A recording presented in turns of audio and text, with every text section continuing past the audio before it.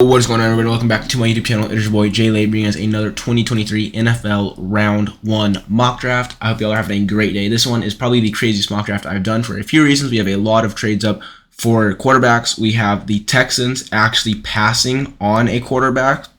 They go defensive front with their second overall pick. They don't go quarterback. We have the Titans trading up. We have the Raiders trading down. This one is a crazy mock draft, so I hope you guys do enjoy. I've been posting a ton of content, a lot of draft content coming out. The draft is coming up in less than 2 weeks, so if you guys want to get a lot of content, make sure to subscribe so you don't miss out. But yeah, thank you guys so much for clicking on the video. I hope you guys enjoy it. Without further ado, let's just get to the mock draft. So, starting off at pick 1, my last mock draft, I changed it up, and the Panthers went with Bryce Young. I've been very high on the fact that they would go CJ Stroud. I thought he was their guy for a while. I thought he would fit perfectly with Frank Reich, but it is now looking like that is not the case. It is looking like it is going to be Bryce Young for the Panthers. Now, I still think there's a chance they go CJ Stroud, but the rumors have pointed that Bryce Young is their guy, as well as the cognitive test score, which I talked about it a little bit in my last video. Basically, CJ Stroud, apparently, we don't know the full results. We don't know the official results, but apparently CJ Stroud did not do very well on it, and Bryce Young did incredible on it. I think there was even one report that said he scored higher than like Joe Burrow and Josh Allen, I believe. So Bryce Young did very well on that, and that is a very big and important test. It's not like something that, it doesn't matter if you do bad on it or, whatever. It is a pretty important test, and Bryce Young reportedly did very well on it. So for this one, the Panthers go Bryce Young. And again, I think there is a good chance they go CJ Stroud. I like CJ Stroud to the Panthers, but Bryce Young is the better overall quarterback. I think he has the higher ceiling, and I think he's the more day one ready quarterback. And you look at the NFC South, and that's a division where the Panthers, they've upgraded their team a ton this offseason, and if they can land a quarterback in the draft, whether it be Bryce Young or CJ Stroud, which they'll land one of them, but my point is they want a quarterback that is ready to go day one, because the NFC South is a winnable division. It is not a very good division. So I think, and again, that doesn't necessarily mean much. I mean, I think CJ Stroud's a day one quarterback as well, but I think Bryce Young is the more day one ready quarterback, so they go Bryce Young at pick 1. Next up, at pick 2, we have the Texans, and this is an interesting one, because in every mock draft I've done, I've had them go quarterback, whether it's Bryce Young or CJ Stroud. I think Anthony Richardson, I had them go in the last mock draft. This one, they're not going quarterback. Now, I think there is a very good chance they go quarterback this draft, whether it's Bryce Young, whether it's CJ Stroud, whether it's Anthony Richardson. I think it's a very good chance that they go one of those 3 quarterbacks at pick 2.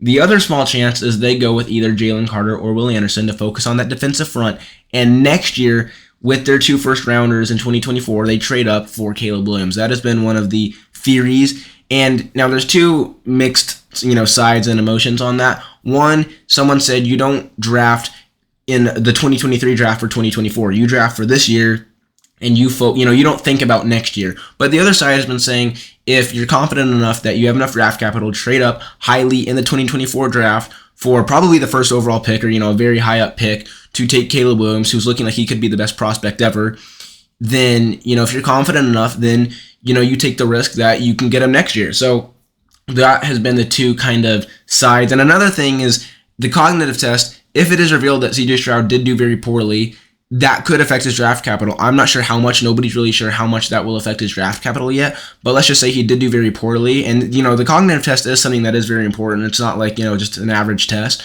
So if that is a big deal and he didn't do very well on it, that could be another thing that pushes them even more is, if he failed it, that's, let's say he did very good on it, then, that's one thing, and they might take CJ Stroud. But if he did bad, that might push him even more to say, we're confident enough, we can get Caleb Williams, and CJ Stroud isn't looking like the prospect we wanted him to be. They might pass up on CJ Stroud. Now, if Bryce Young is at 2 and the Panthers go with CJ Stroud or, maybe Anthony Richardson, if they don't take Bryce Young, I think they would go Bryce Young. But if they're not sold on CJ Stroud, I think there is a good shot they go defensive front here. D'Amico Ryans is a defensive-minded head coach. He was a defensive coordinator at San Francisco, so he knows how important the defensive front is. And for this one, we're going to go with the defensive front. Now, it comes down between Jalen Carter and Will Anderson. Now, I don't know too much about D'Amico Ryans. I don't know if he's willing to overlook Jalen Carter's off-field issues or not.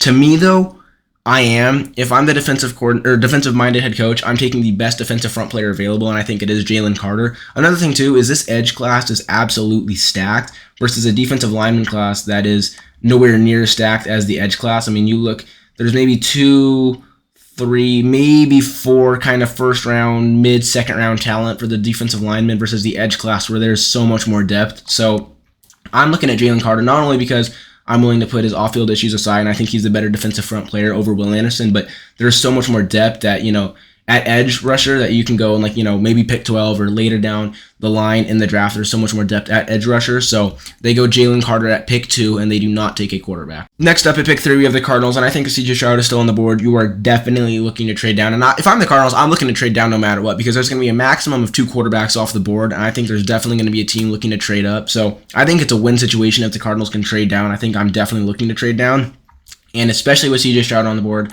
I'm looking to trade down, and I think the Colts see him on the board and they jump up. Now, I know the cognitive test was something, and that, CJ Stroud, he might fall a little bit. I'm not making it, I don't want to make it sound like he's going to be a bust. I don't want to make it sound like he's not going to be, first rounder or top 10 pick. I still think he is. I just think he may not be that number 1 overall quarterback that you are definitely willing to invest your franchise in. Now, Shane Steichen, offensive-minded head coach. He worked with Jalen Hurts in that Philadelphia offense last year. I think he looks at CJ Stroud and I think he says, you know what? He has such good pocket upside, and he's so good in the pocket. He has honestly, I think CJ Stroud has great upside outside of the pocket too. If you look at that Georgia game in the playoffs last year, he was making incredible throws on the run, and I think that game really sums up what CJ Stroud is. I'm still very high on CJ Stroud, and I think Shane Steichen, being an offensive-minded head coach, he can work with him and he can develop him and fix the flaws that CJ Stroud has. So they trade up with the Cardinals to make sure no one else swoops up and takes the 3rd overall spot and takes CJ Stroud. So the Colts trade up and draft CJ Stroud. Next up at pick 4, the Cardinals. They traded down 1 spot with the Colts, and I think they're looking to trade down again and just get as much draft capital as possible. This time, they are looking to trade down with the Titans. Now, I did this in my last mock draft, and I'm going to do it again, but I am not high on the Titans trading up at all for a quarterback. I think you look at that offense and you see how bad it is, how bad the offensive line is, how bad the receiving core is. I think trading up to get another quarterback when you have a rookie quarterback, especially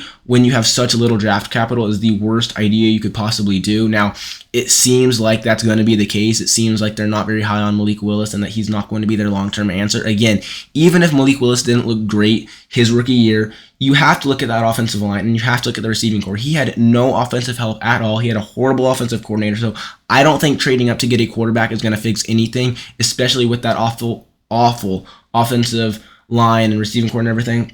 Another thing, too, is you have very little draft capital. I mean, if they trade up, I gave up their 4th and their 40th or their 2nd rounder. I mean, they have very little draft capital. So I'm not a fan of the Titans trading up at all for a quarterback.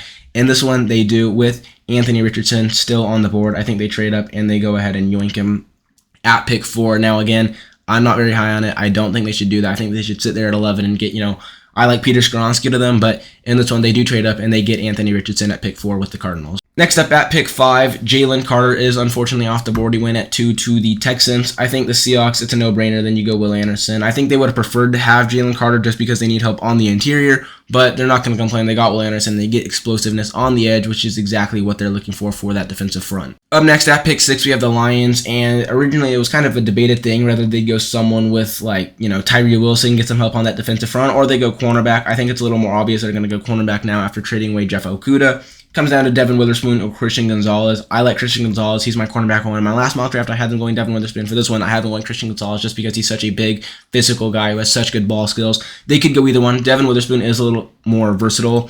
Same thing with Jeff Okudah. He was much more versatile. So Devin Witherspoon, you could plug him in and move him around in that secondary. But I like Christian Gonzalez. He's just that big, freak kind of athlete cornerback that you look for. So I like him, but again, it really doesn't matter who you have them going with. Next up, at pick number 7, we have the Raiders. And this is an interesting one because I think if Christian Gonzalez was on the board, they would have gone him. I think you could go Devin Witherspoon, but I like Christian Gonzalez a lot more because of his height, and he's just such a freak athlete. Devin Witherspoon is only 5'11", which isn't huge. And if I'm the Raiders in that secondary, I want a big, tall cornerback.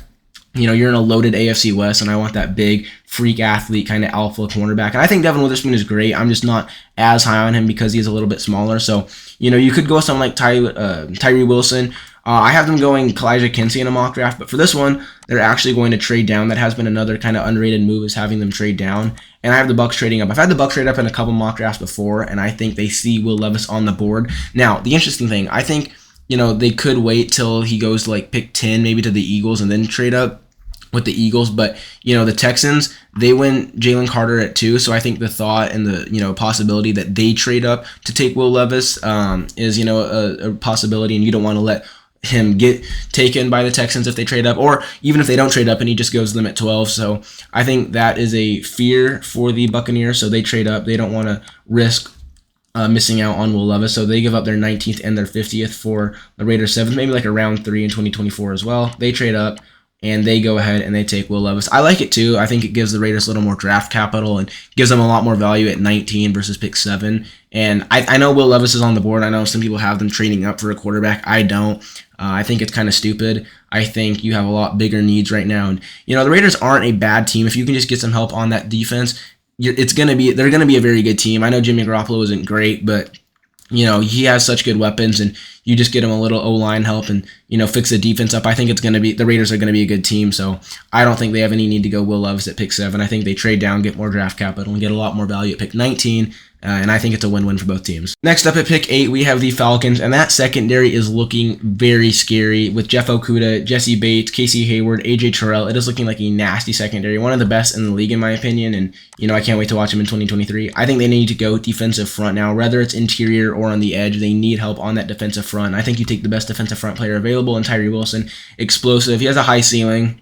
Very fast off the ball, explosive run stopper, not a run stopper, but just a play disruptor is what I meant to say. But I like Tyree Wilson. I think he'd be great on the Falcons. They need help, again, all over the defensive front, on the interior and on the edge, so I like Tyree Wilson. I could also see them going with someone like Kalijah Kinsey if you want to get help on the interior, but I think the edge is probably the weakest part on that defense right now. Next up at pick 9, we have the Bears, and I'm looking at offensive tackle. If I'm the Bears, I don't think you should even consider anything but offensive tackle, and in my opinion, the offensive tackle one, in my opinion, Paris Johnson. He can play left tackle. That's what he primarily plays. He can also play right guard. He played right guard in 2021, so I like him. Not only, he's probably eventually going to hold down left tackle, and that's where he's going to be mainly, but, if you also want to, you can kick him in the guard. He played right guard all of 2021, so versatile, big lineman, and I think that's exactly what you need to protect Justin Fields. Next up at pick 10, we have the Eagles, and they could go a lot of different routes here. You could go someone like Devin Witherspoon. You could go Peter Skronsky and plug him in at right guard and move him around on that offensive line. You could go Kalijah Kinsey to replace Javon Hargrave.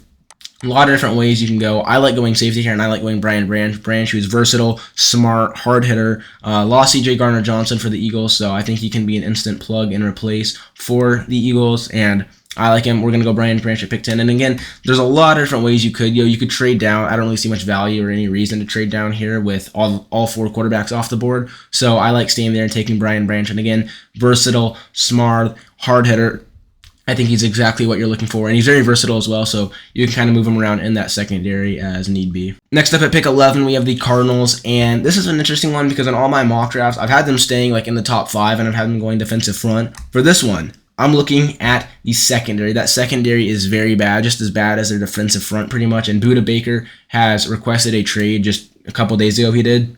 It's unclear if he's going to be traded or not. It looks like he will, so I'm definitely looking to improve that secondary, especially with the possibility of Budda Baker being traded. And I'm going Devin Witherspoon. I really like Devin Witherspoon. I know he's small, and that is kind of one of my concerns, but he's very versatile. He can even play safety. I believe he played safety in 2021. They flexed him in, so he is very versatile. He can play in the nickel. He can play in the slot. He can play on the outside. He can even be kicked into safety if you want, but that's exactly what you need when your secondary is struggling, and you have the possibility of losing your star safety in Budda Baker. You can move him around and kind of develop him in multiple different areas, which I think is perfect for the Cardinals, and kind of keep that versatility in the secondary, and I think Devin Witherspoon is just that. Next up at pick 12, we have the Texans, and at pick 2, they did not go quarterback. They went Jalen Carter. Now, this is an interesting one. You could go wide receiver and get another weapon for whoever your quarterback is, whether it's Davis Mills or whoever your quarterback is for this 2023 season. I think if you go defensive front at 2, you're going defensive front at 12, and I like Lucas Van Ness. He's a freak athlete, 6'5", 272 pounds, and he can also play interior, I believe. He can also be flexed into the interior D-line. Probably will stick to primarily edge rusher, but if you want to and, experiment with him, you can try at least to put him in at the interior.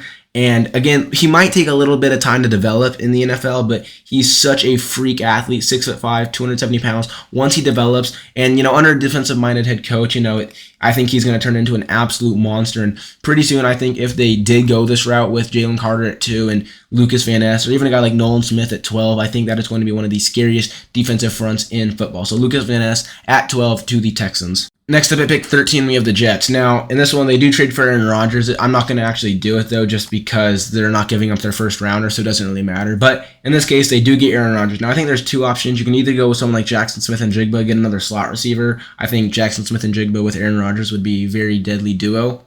I'm also looking at a guy like Peter Skoronski. I like Peter Skoronski, and I like him to the Jets mainly because he's versatile. So you can try to kick him in at left tackle, see how he does. Obviously, there's been reports that he's too small to play tackle. So if he doesn't work out at tackle, you can just kick him into guard, and he'd be fine there. So I like it just because no matter where he ends up, he's going to be making an impact on that O-line somewhere. So if he doesn't work out at left tackle, that's fine. You can just put him at guard. And if it does work out at left tackle, that's great. So I like Peter Skoronski, keeping Aaron Rodgers as safe as possible wherever he is on the field. Next up at pick 14, we have the Patriots. Now, every receiver's on the board. I could very easily see them going with someone like Jackson Smith and Jigba. I think Jigba would fit perfectly. He can play slot, but you can also kick him out wide.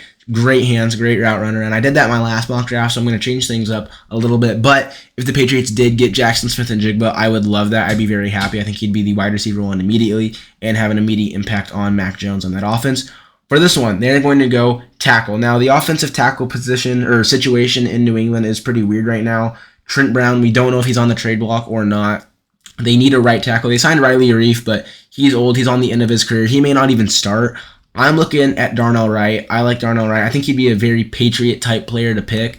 I like him, too, because he can play left tackle and right tackle. Played right tackle last year at Tennessee. Played left tackle the year before and then right tackle in 2020. And I was watching film on him in the game where they played Alabama this year, and he had Will Anderson on lockdown. If you haven't watched it, you go look up Darnell Wright film versus Will Anderson. It is crazy to watch. He had him locked down that whole game. And I like Darnell Wright, not only because he's huge and he's a very versatile tackle, but he just seems like he would fit very well with that Patriots offense, and he just seems like a very Bill Belichick pick. And, one thought was you could put him at left tackle and flex Trent Brown to right tackle, who had a very kind of off year. So you can do a lot with Darnell Wright, and you can do a lot with that tackle, with the tackles in New England. So I like him. He's versatile, and like I said, you can experiment with him at left tackle or right tackle depending on where you want him. And I also like them going receiver here. I like them going Jackson Smith and Jigba if he's on the board, but I think Darnell Wright is more likely to be on the board at pick 14, and I like him to the Patriots and kind of solidifying that offensive line. Next up at pick 15, we have the Packers. And in most of my mock drafts, if you watch any of the other ones, I've had them taking Kincaid in almost every single one. And to me, I'm still very high on them taking Kincaid at 15. I really like Kincaid. I think he'd be a perfect complementary weapon to Jordan Love as he eases into that starting role. I think, Kincaid obviously is talked about for his receiving vertical threat and his great hands and great speed, but he also has high upside as a blocking tight end. And I love Kincaid. He's my tight end one, and I think he'd be great for Jordan Love. But we'll change it up this time. And if Jackson Smith and Jigba is still on the board, I think they could definitely go that way as well. They lost Allen Lazard and Randall Cobb in free agency. Smith and Jigba, who they desperately need a slot receiver. Smith and Jigba is versatile. You obviously know he can play primarily slot, or you can kick him out wide. Smith and Jigba doesn't have the fastest speed in the world, but he still can be a vertical threat if he can develop. So we'll go Jackson Smith and Jigba. And again, it's not like the Packers to draft receivers in round one. I think they've only done that once before. But if Jackson Smith and Jigba is on the board at 15, they might just have to make an exception, because I think that would be great for Jordan Love. And, obviously Dalton Kincaid won't be on the board, next pick at 45, I believe they have. But, there's good tight end depth. You could go with someone like Luke Musgrave, who's a good receiving threat as well. So I like JSN. You can start him in the slot, and as he develops, you can kick him out wide if you want to. Next up at pick 16, we have the Washington Commanders. And in this one, they actually trade down. I think Dalton Kincaid's still on the board. I think there's one team in particular that would love to get their hands on Kincaid, and that team is the Cincinnati Bengals. Joe Burrow loved his receiving tight ends at LSU. I think if you could get the best receiving tight end in the class, that would make that Bengals offense the best in the NFL. I think Dalton Kincaid has Travis Kelce potential. He's a great run blocker. Not a great run blocker, but he has high upside in the run blocking game. Great hands, great speed. He's a vertical threat. I think that would make the Bengals offense the best in the NFL if they can get Dalton Kincaid, a receiving tight end. So they give up their 20th and their 60th for the 16th overall pick. They force the trade. They go up and they take Kincaid. And if I'm the Commanders, I like it. I don't see much value there at pick 16. I think you trade down to the bottom of the first and you look at your options then. So I'm totally fine with trading it. You get some more depth and the Bengals go up and they're aggressive. They're aggressive to go get Dalton Kincaid. Next up at pick 17, we have the Steelers, and they just saw their division rival trade up and get a tight end right before them. So I think you could definitely go with an offensive tackle here at pick 17. That interior offensive line is looking like it's going to be very good this upcoming season. You still could use another tackle, a versatile offensive tackle. So I'm looking at the tackles. I see Anton Harrison on the board. I like Harrison, primarily left tackle. Could go with someone like Broderick Jones again, primarily left tackle. I'm also looking at the secondary, and I like Joey Porter. I like him because his father played linebacker. He was a linebacker for the Steelers, so that's great. Good, smart cornerback, and we'll go cornerback. We'll go cornerback with the Steelers, and I like Joey Porter, smart player. I think he would fit exactly with what Mike Tomlin looks for. He's 6 foot, I believe. How tall is Joey Porter? 6 foot. Yeah, 6'2". My mistake. 6'2", 190 pounds. So good. He has height to him, and I think you can develop him, and he will be a star in Pittsburgh. Next up at pick 18, we have the Lions, and a couple different ways you could go. You could go with someone on the interior like Kalijah Kinsey. You could go. They went at pick 6. They went with Christian Gonzalez, who solidified that secondary after losing Jeff Okudah. So could go with someone on the interior D line like Kalijah Kinsey, Brian Brzee. You could go with someone on the edge like Nolan Smith and partner him with Aiden Hutchinson. I like them going tight end here, and they just saw Dalton Kincaid go off the board. I like Michael Mayer. Mayer, not as big of a receiving vertical threat as Kincaid, but he's such a good blocking tight end. He has great contested catch rate, great hands, and that's the way they go. I think that offense is a tight end away from being a superstar offense. Jameson Williams coming back. Amon-Ra St. Brown is going to continue to do great. Jared Goff, I think he's very overhated. I don't think there's any need for the Lions to trade up and take a quarterback in this draft. I think Goff is just fine, and I think you get a good tight end, a good solid tight end like Michael Mayer, and that is going to be one of the best offenses in the league. Again, you could go on the interior D-line like Kalijah Kinsey here and focus on that because that D-line does need significant help, but I think you go ahead and you really lock down that offense with Michael Mayer at tight end. Next up at pick 19 for the Raiders. Now, they traded down with the Buccaneers so they could go up and get Will Levis. I like Kalijah Kinsey. He's still on the board. I don't think it's really that tough of a decision. Deontay Banks is still on the board as well. You could go with a cornerback here, but that interior D-line needs a lot of help. And, when you have a young, growing, and developing secondary, having a good defensive front to take pressure off that secondary is important. And that defensive front was pretty bad last year, aside from like Max Crosby. Chandler Jones didn't really have a great year, so I think you really want to get some help. Interior D-line is where they need the most help, I think, and Kalijah Kinsey was a play disruptor, big physical guy, kind of has Aaron Donald potential just because of how big, physical, explosive off the ball he is, so I like Kalijah Kinsey there to the Raiders to help that interior defensive line. Next up at pick 20, we have the Seahawks. At pick 5, they went with Will Anderson. Jalen Carter got snubbed at 2, so I think they look at the interior, and I like Brian Brzee. He's very fast, came back from an ACL tear last year. He's very fast, and you can also play on the outside a little bit, so you can develop him as an edge rusher as well. Again, he played primarily on the interior, but if you want an experiment, you can try to put him outside and see how he does. But again, mainly an interior defensive lineman, but he's very fast, great pass rusher, and I think he brings an immediate impact that is desperately needed for that defensive front. Next up at pick 21, we have the Chargers, and in this one, we're changing it up, and they are looking at Bijan Robinson for 2 reasons. One, first reason is Austin Eckler has requested a trade. I don't know if he's formally requested a trade, but he has been, rumors have showed that he wants to be traded and that he's not happy in LA. So, option 1, they trade Austin Eckler. They need an immediate impact in the backfield. Bijan Robinson obviously would be that. Or 2, you keep Austin Eckler and you go ahead and take Bijan Robinson. And can you imagine the 1-2 punch between Austin Eckler and Bijan Robinson? I think that would be the best backfield in the NFL in my opinion. And then, you still have a good receiving core that would take some pressure off Justin Herbert. I think that would really boost this Chargers offense that kind of struggled last year.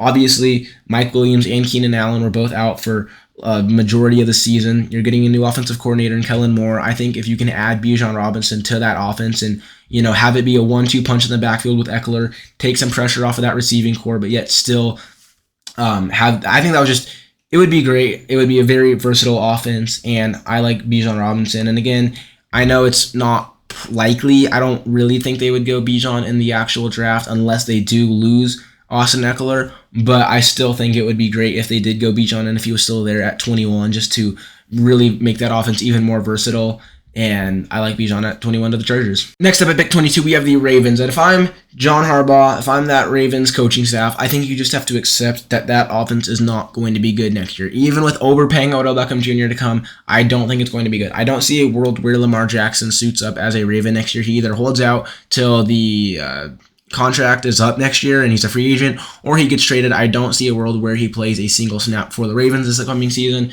So to me, I don't see much need to invest heavily in this, receiving core. You could spend it, if Quentin Johnston's on the board, you could spend it the 22nd on him. But to me, I'm looking at that defense, and I want to keep that defense as solidified and as good as possible. So I think there's two ways you go. You either go Nolan Smith here at pick 22, or you go Deontay Banks. I like Nolan Smith. They need desperate help on that defensive front. I think Nolan Smith would be an immediate impact. They desperately need help on the edge. And again, I like Quentin Johnston. I think he'd be a great receiver to develop. And I think if you can develop him right, probably even, at some point through this year, he'd break out and just become a freak athlete and great receiver for the Ravens. But to me, I think you just want to focus on that defense and keeping it solidified, knowing that offense is just not going to be very good next year. So I like Nolan Smith. Get some help on the edge. Get some immediate impact on that edge. Next up at pick 23, we have the Minnesota Vikings. And this is where I'm looking at Quentin Johnston. I like him. They desperately need a wide receiver too. And, Johnston, a receiver that's going to need time to develop. He's not the cleanest route runner. Kind of sucks at 50-50 balls. Not the best contested catch percentage, but I like him. I like him at the Vikings. I think if you can develop him behind Justin Jefferson as a wide receiver too, I think very quickly he would develop, and I think that would be a very, very scary wide receiver duo and keep that offense elite. Obviously you could look at that secondary as well. You do need help pretty much all over the field for your defense, but to me, I think Quentin Johnston on the board at 23, you take him. He can kind of sit behind Justin Jefferson and learn as a wide receiver too, and I think that would be a very scary offense if you can land Quentin Johnston. Next up at pick 24, we have the Jacksonville Jaguars, and this is where I'm looking at your offensive line. You could go Deontay Banks here and get some help in the secondary, but that offensive line needs help, and I like Osiris Torrance. Brandon Sheriff, you can flex him to left guard if need be, and you can put Osiris Torrance at right guard, or vice versa. You can put Osiris Torrance at left guard and keep Brandon Sheriff at right guard. Either way, though, Osiris Torrance, best guard in the class. You need to protect Trevor Lawrence, and that offensive line was pretty bad last year. They need a lot of help, so I think getting Osiris Torrance, who can, you can flex him at either guard, and will majorly improve that offensive line and protect Trevor Lawrence. Next up at pick 25, we have the Giants. Now, Deontay Banks still on the board, and I think they desperately do need a cornerback too, but I also see Zay Flowers and Jordan Addison, and to me, if I'm the Giants, it's just too hard to pass up on one of them. I like Jordan Addison just because he's versatile. He can play in the slot, or he can play on the outside. He has a good route running tree. He's versatile. He's fast. He can be a deep threat. Good hands. Good route running. To me, it's kind of a no-brainer. They go Jordan Addison. If they didn't go Jordan Addison, I could see them going Zay Flowers. I wouldn't be surprised if Deontay Banks was still on the board if they did go ahead and get a cornerback too, because they do desperately need a cornerback too and some versatility in that secondary after losing Julian Love. But to me, Jordan Addison is just too hard to pass up on. So at pick 25, they go with Jordan Addison. Next up at pick 26, we have the Cowboys. And this is an interesting one. You have both tight ends, Kincaid and Mayer, off the board. Bijan Robinson is off the board. So who are you looking at now? You could go Zay Flowers to get another receiver. I don't think receivers are their biggest need anymore after signing Brandon Cooks. That receiving core is looking pretty nice.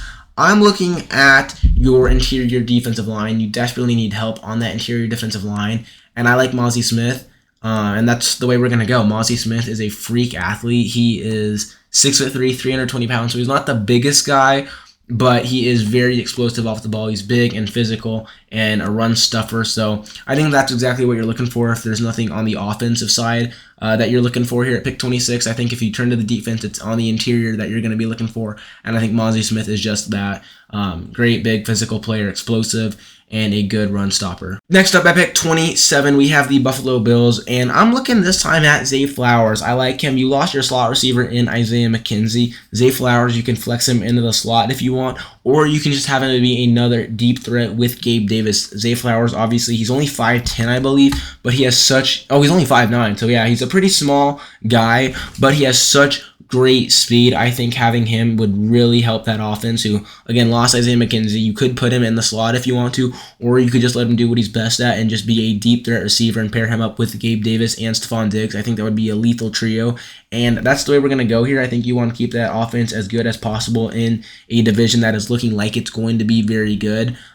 So I think you want to keep that offense as good as possible, and you do that by getting Zay Flowers to be a complimentary wide receiver 3 who is going to primarily be on the outside, being a deep threat option, but you can also kick him in the slot if you want to, and just he's versatile, so you can develop him and play him as you want, and I like Zay Flowers to the Bills at pick 27. I think that would fit very well. Next up, at pick 28, we have the Commanders. They traded down from pick 16 with the Bengals so they could go up and get Kincaid. Who did they trade down for?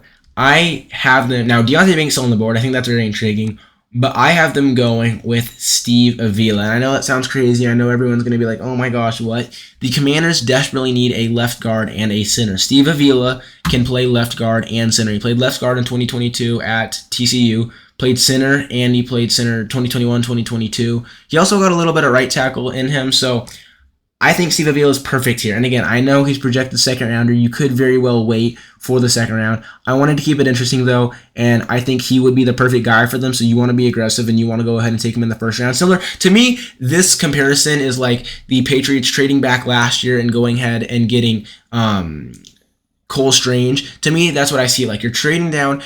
Obviously Steve Avila is not. I think Cole Strange was like a projected third or fourth rounder. Steve Avila is projected to go like in the same second, third round area, but he would just fit so well. You desperately need a left guard. You also desperately need a center. So Steve Avila played primarily center the last 2 years, but he also had a ton of snaps last year at left guard, and that's where he primarily played in 2022. So I like Steve Avila because you can do whatever you want with him, whether you want to put him in at left guard. He can probably play a little bit of right guard too if you want to flex him over there. He can play center. He can really be whatever you need him to be on that interior offensive line, which is really struggling right now. And if you want to give Sam Howell a fair shot, you need to give him as much protection as possible. And I think having a versatile inside offensive lineman in Steve Avila is just that. He can play left guard or he can play center wherever you want him and need him the most. So I know it sounds crazy, Steve Avila in the first round. It's not something I've seen mocked at all, I think. But to me, the Commanders, they trade back, they get capital, and they go with Steve Avila, who is desperately, or not desperately, but majorly going to improve that offensive line. Next up at pick 29, we have the Saints, and I could see them going cornerback here, getting another cornerback. They really only have Marshawn Lattimore as their main primary cornerback. You could go ahead and get your secondary or your cornerback too. You could go with someone like Miles Murphy and get some youth on that edge.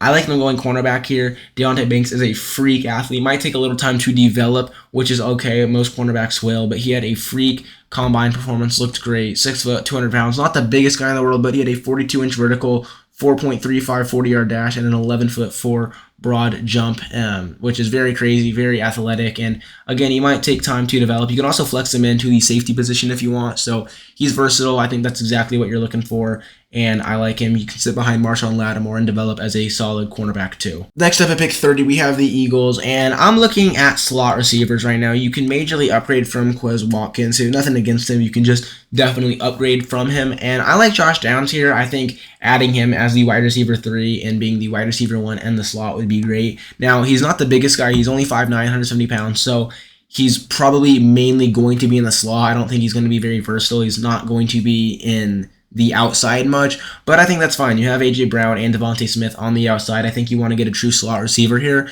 and I think Josh Downs is perfect for that. He's a true slot receiver, great hands, great route running skills, and I think he's perfect for that offense and get a wide receiver 3 who is a main slot receiver. And finally, with the last pick in the first round of the draft, we have the Eagles, and I'm looking at two main things. You could go tackle here after losing Orlando Brown, or you could go with someone like Miles Murphy and get some help on the edge, and I like going edge rusher. I like Miles Murphy, 6'5", 260 pounds. You could also go with a guy like Will McDonald, who I like as well. He is 6'3", 240 pounds. Can't really go wrong with either. I'm just going to go with Miles Murphy here because I think he's the better edge rusher, but you could go with either. And, the Chiefs are a team that I'm not very high on.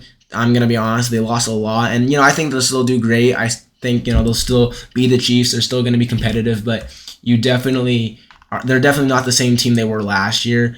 And, they lost a lot of people in free agency. So I think you go ahead and get Miles Murphy, who can make an immediate impact at that edge position, and I like it. All right, guys, that is going to do it for today's video. I hope you guys did enjoy. Let me know what you guys think. All the big moves were the Colts traded up for CJ Stroud. The Texans went Jalen Carter at pick number 2, and the reasoning for that was they're confident enough that they can get Caleb Williams next year with their draft capital and their 2 first-rounders. So the Colts traded up for CJ Stroud. Then the Titans traded up with the Cardinals for Anthony Richardson. So the Cardinals got a lot of early second rounders. I think that was great for the Cardinals. They went ahead and took Devin Witherspoon at pick 11 with their pick. Patriots went Darnell Wright, underrated move. I think he can play right or left tackle, move that offensive line around, see how you like it. Bengals traded up for Dalton Kincaid after he fell past the Packers because they took Jackson Smith and Jigba. So they traded up for Dalton Kincaid. Commanders took Steve Avila. I know it's a crazy one. Again, I understand it, but when you need a left guard and a center, Steve Avila plays both left guard and center, so you can move him around and see what you want him at. But either way, he's going to make an immediate impact in a position you desperately need. So I like it. I like Steve Avila there. I know it sounds crazy. I know.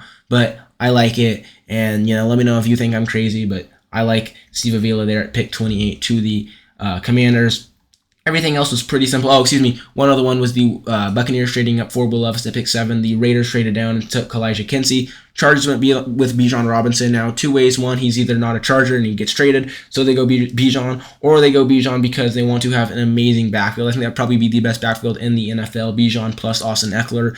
That would take a lot of pressure off Justin Herbert. That would really make that offense even more versatile and take some more pressure off Austin Eckler. So I like that. The Ravens went Nolan Smith. They did not go receiver. I think you just have to accept the fact that offense is going to be pretty bad. I don't think Lamar Jackson is going to play another snap for the Ravens ever.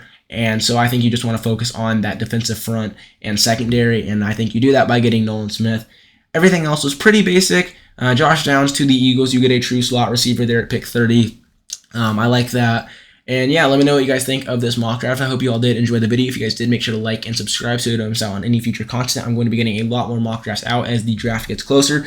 As I'm uploading this, it is April 17th, so the draft is coming up in like 10 days, 10, 11, 12 days. It's less than 2 weeks, which is crazy. So make sure to subscribe if you don't want to miss out on any draft coverage. With all that being said, thank you guys so much for watching. It's been your boy, Jay Lay, and I'll see you all in the next one. Peace out, everybody.